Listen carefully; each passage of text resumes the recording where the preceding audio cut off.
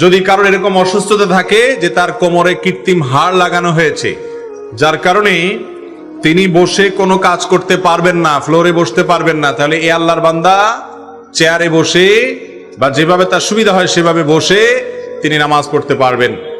যে ব্যক্তি দাঁড়াতে সক্ষম এবং দাঁড়ানো থেকে চেয়ারে বসতে সক্ষম, তাহলে তার দাঁড়ানোর ফরজ আদায় করতে হবে, দাঁড়ানোটা একটা ফরজ।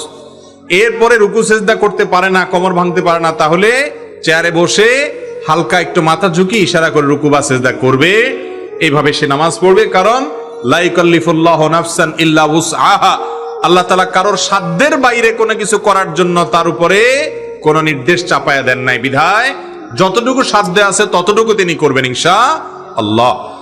কিন্তু আজকাল অনেকে আছেন একটু সামান্য শরীরটা ব্যথা, ভালো লাগে না, একটু কোমর ব্যথা মনে হয়েছে, একটু গায়ে জ্বর জ্বর মনে হচ্ছে, আর চেয়ারটা টান দিয়ে বসে উনি নামাজ শুরু করে দিয়েছেন। আছে না নাই? এরকম সাহেব মার্কা নামাজ পড়লে সে নামাজ আল্লাহর কাছে কবুল হবে না।